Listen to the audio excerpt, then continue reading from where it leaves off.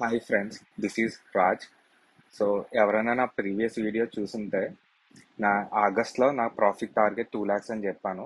So ఈరోజు నేను చేసిన ట్రేడ్స్, దాని వెనకాల ఉన్న లాజిక్ అండ్ నా ప్రాఫిట్ కూడా చూద్దాం. ఓకే, ఫస్ట్ ఈరోజు గ్యాప్ డౌన్ ఓపెన్ అయింది. ఎవరికైతే గ్యాప్ డౌన్ అంటే ఏంటో తెలీదో చెప్తాను. ఇది ప్రీవియస్ డే క్లోజింగ్ ప్రైస్, దానికన్నా మోర్ దాన్ ఒక 50 points కన్నా ఎక్కువ డౌన్ సైడ్ ఓపెన్ అయితే గ్యాప్ డౌన్ అంటాం. అది 100 points అవ్వనివ్వండి, 200 points అవ్వనివ్వండి. ఈ రోజు అయితే 400 points గ్యాప్ డౌన్ అయింది. It is a big gap down. Okay, gap up అంటే ప్రీవియస్ డే క్లోజింగ్ కన్నా అప్ సైడ్ వెళ్తే 50 points కన్నా ఎక్కువ, అది గ్యాప్ అప్ అంటాం. So within the 50 points upside అయినా డౌన్ సైడ్ అయినా it can be calculated as flat opening. Okay, so అదే షార్ట్ డిస్క్రిప్షన్ గ్యాప్ డౌన్ అంటే ఏంటో. గ్యాప్ డౌన్ ఓపెన్ అయింది. నేనైతే ఫస్ట్ క్యాండిల్లో 9:15కి మార్కెట్ ఓపెన్ అయితే ఇమీడియట్గా పుట్ బై చేశాను. ఈరోజు పుట్ వెళ్తుందని ఎలా తెలుసు అంటే, యుఎస్ మార్కెట్ ఫుల్ నెగిటివిటీ ఉంది, జపనీస్ మార్కెట్ ఫుల్ నెగిటివ్ ఉంది. ఐ థింక్ జపనీస్ మార్కెట్ ఈరోజు 5% కొలాప్స్ అయింది. So it's too much. Okay, and US మార్కెట్కి నెగిటివిటీ న్యూస్ కూడా ఉంది. జస్ట్ ఫాలో అవడం కాదు, యుఎస్ రెసిషన్లోకి వెళ్తుంది అని సపోర్టింగ్గా కొన్ని డేటా పాయింట్స్ వచ్చాయి యుఎస్లో. సో దట్స్ వై చాలా ఫాలో అయింది. So already 400 points gap down అయింది కదా, మీరు ఎందుకు ఇమీడియట్గా పుట్ బై చేశారు అంటే రికవరీ ఎక్స్పెక్ట్ చేశా. కానీ ఇఫ్ యూ సీ, మనం మార్నింగ్ మార్నింగ్ పుట్ బై చేసి కూర్చుంటే అది జీరో అయిపోయింది. అది జీరో కాకపోయినా ఆల్మోస్ట్ 50% కానీ ఎక్కువ లాస్లోనే ఉండేవాళ్ళం. సో మనం ఒక రైట్ లెవెల్స్ కోసం వెయిట్ చేయాలి. ఫస్ట్ అయితే మార్నింగ్ ట్రేడ్. ఓకే, నా మార్నింగ్ ట్రేడ్ నేను చాలా వీడియోస్లో చేశాను. సమ్ టైమ్స్ చేయలేదు, ఎందుకు చేయలేదో కూడా చెప్పాను. ఈరోజు చేయడానికి రీజన్ ఏంటంటే, గ్యాప్ డౌన్ ఓపెన్ అయింది కానీ లైట్గా అప్ సైడ్ వచ్చింది. ఇమీడియట్గా లైట్గా రికవరీ వచ్చింది ఈ లెవెల్ వరకు. సో నేను ఏం చేశానంటే, అది మార్కెట్ ఓకే ఈ లెవెల్ వరకు వచ్చింది.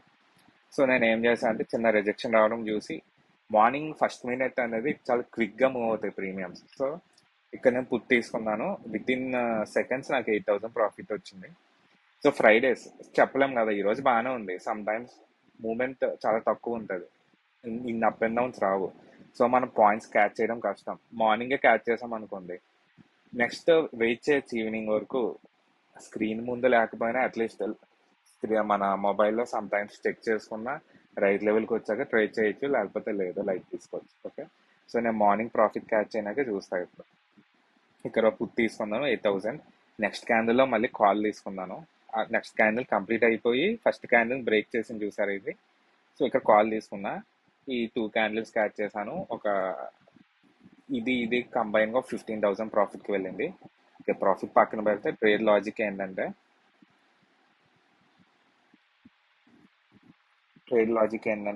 ఓపెనింగ్ క్యాండిల్ని బ్రేక్ చేసి ఒక సైడ్ వెళ్ళాక అట్లీస్ట్ చిన్న మూమెంటం అన్నా వస్తుంది. ఓకే, తర్వాత రిజెక్షన్ వచ్చింది, మళ్ళీ ఈ లెవెల్కి వచ్చేసింది, అది ఓకే. బట్ చిన్న మూమెంటం అన్నా వస్తుంది. అయితే సమ్ టైమ్స్ ట్రాప్ చేస్తారు, బట్ ఇది బిగ్ క్యాండిల్ కదా, వాల్యూమ్ కూడా పర్లేదు. 90K వచ్చింది. If you see here, volume వచ్చి పెడుతున్నా 90K వచ్చింది. దాని ప్రీవియస్ క్యాండిల్ గ్రీన్లో 78 వచ్చింది. So more than 50K volume 5 minutes క్యాండిల్లో లేదా 3 minutes క్యాండిల్లో in bank Nifty. More than 50K volume is good, పర్లేదు. లెస్ దాన్ 50K అంటే ట్రై చేయడం అనవసరం. ఓకే, సో ఇక్కడ నేను పుట్ తీసుకున్నాను. దానికి రీజన్ ఏంటంటే, ప్రీవియస్ డే లెవెల్ ఇది. గ్యాప్ డౌన్ ఓపెన్ అయినా గ్యాప్ అప్ ఓపెన్ అయినా ప్రీవియస్ డే లెవెల్కి వెళ్ళాక అక్కడ నుంచి చిన్న రివర్సల్ అన్న వస్తుంది. So we can catch few points. అది భారీగా రివర్స్ అవ్వచ్చు, బట్ నా ఎక్స్పెక్టేషన్ అయితే ఫ్యూ పాయింట్స్. సో ఈ లెవెల్ వరకు క్యాచ్ చేశాను. అండ్ కాన్ఫిడెంట్ ఇక్కడ వరకు ఉంచలేదు, ఎందుకంటే అన్ని క్యాండిల్స్కి బిగ్ విక్స్ ఉన్నాయి. అంటే కింద టెయిల్ లాగా ఉంది చూసారా, పైన బాడీ ఉంది, టెయిల్ లాగా ఉంది. అన్ని క్యాండిల్స్కి అలాగే వచ్చాయి. సో అది ఫాలో అవుతుంది అని 100% చెప్పలేము. సో యా, ఇక్కడ వరకు చాలు, ప్రాఫిట్ బాగానే వచ్చింది. ఇక్కడ రిజెక్షన్ మళ్ళీ వచ్చింది సేమ్ లెవెల్ దగ్గర, కానీ నేను తీసుకోలేదు. రీజన్ ఏంటంటే, Fridays some times short covering అవుతుంది. లాస్ట్ 2 Fridays కూడా వీక్ అంతా ఫాలో అయింది, ఫ్రైడే షార్ట్ కవరింగ్ అయింది. సో షార్ట్ కవరింగ్ అయ్యే ఛాన్స్ ఉన్నప్పుడు మనం పుట్ సైడ్ బ్లైండ్గా వెళ్ళలేం కదా. సో ఈ రైట్ లెవెల్ వరకు వచ్చాక పుట్ తీసుకుంటే you will get good points. Okay, and ఇది చేయలేదు, మిస్ చేసా కావాలని. మళ్ళీ ఇక్కడ రిజెక్షన్ వచ్చింది. ఇక్కడ పుట్ తీసుకున్నా.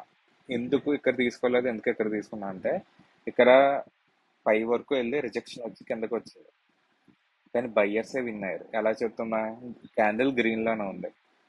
ఈ క్యాండిల్ చూడండి, ఇది సేమ్ అప్ సైడ్ వెళ్ళి డౌన్ సైడ్ వచ్చింది, కానీ క్లియర్ రిజెక్షన్ ఇది. ఇది డౌన్ సైడ్ వచ్చి పైకి తీసుకెళ్లారు అని గ్రీన్ లో ఉంది. డౌన్ సైడ్ వచ్చాక పైకి తీసుకువెళ్ళలేదు.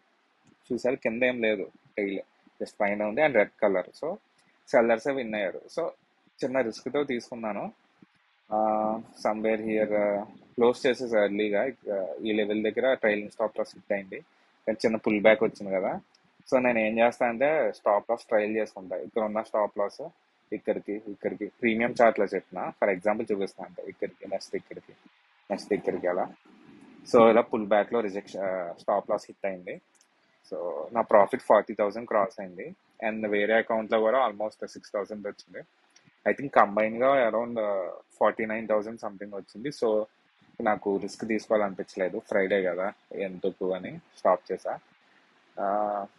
సి ఈ లెవెల్స్ ఎలా డ్రా చేసా అంటే, ఇది సపోర్ట్ లెవెల్, మార్నింగ్ సపోర్ట్ ఎక్కడ వచ్చిందో అక్కడే డ్రా చేసా.